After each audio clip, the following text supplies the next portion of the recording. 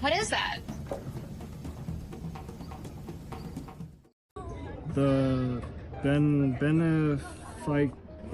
Carey tried to ambush the extortion scheme. What does that mean?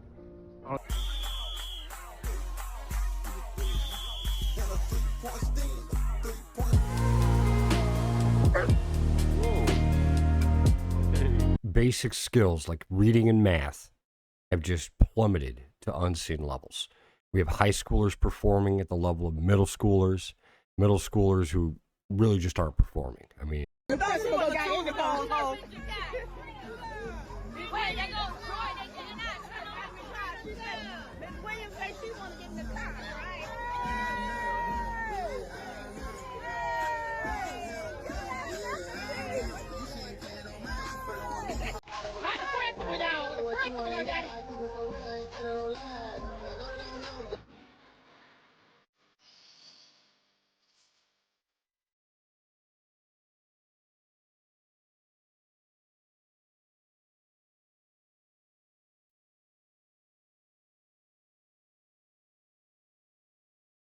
we really want to laugh at some of this stuff. It is fun to see the old get down dance, but this is getting ridiculous. And the sad part is, I think like 75% of them will go on to college, take out a loan that they'll never be able to either pay back, or they'll just remain in debt and it'll just haunt them for the rest of their life. And because it's a privatized business to make money, they'll gladly accept you to 4 more years of partying. But again, you're not coming out equipped. You're not ready for life. This is not helping anyone.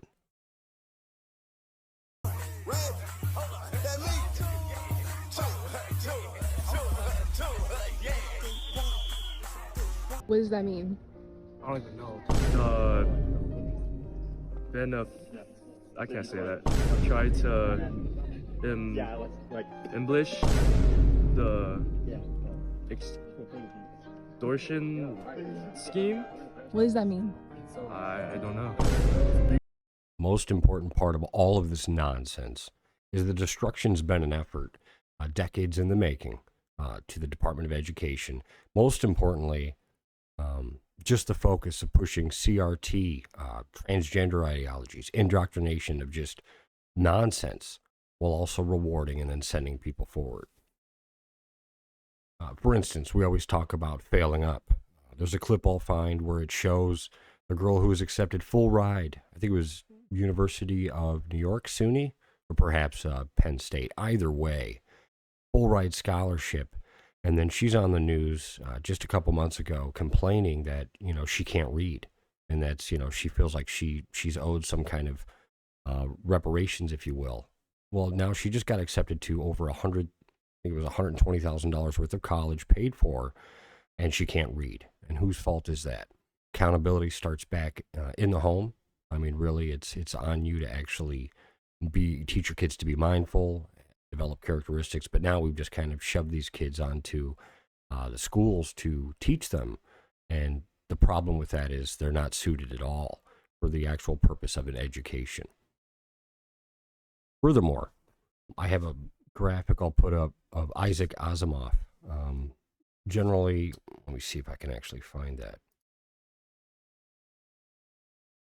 Yeah, he says, self-education, I firmly believe, the only kind of education there is. The only function of a school is to make self-education easier. Failing that, it does nothing.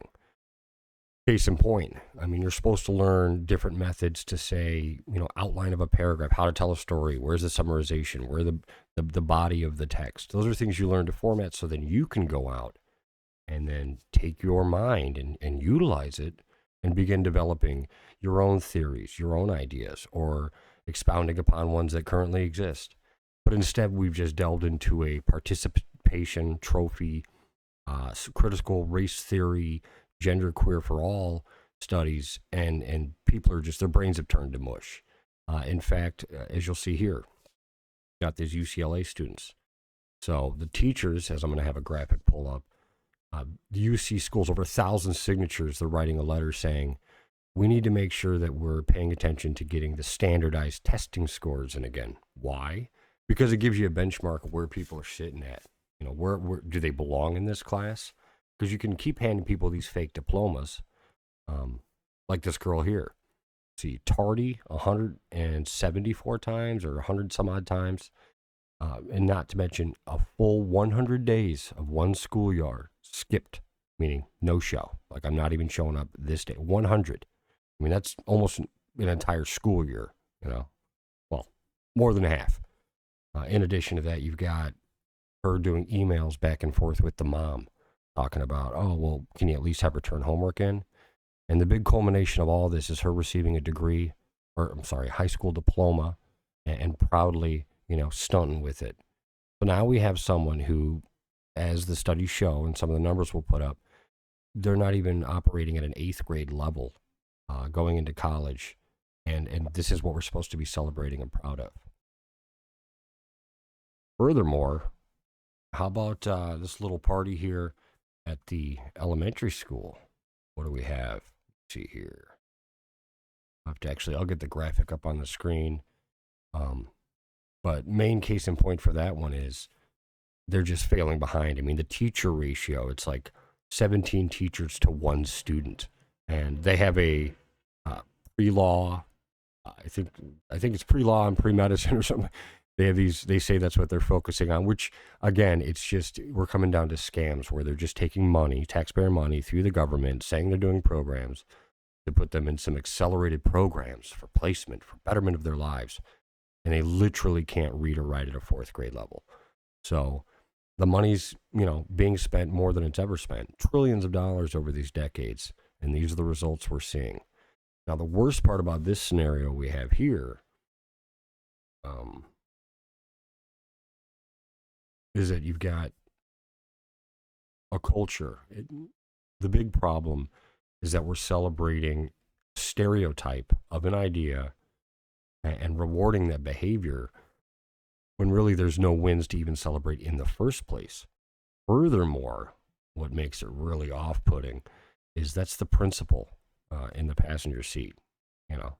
I mean, not just condoning this type of behavior, celebrating it alongside.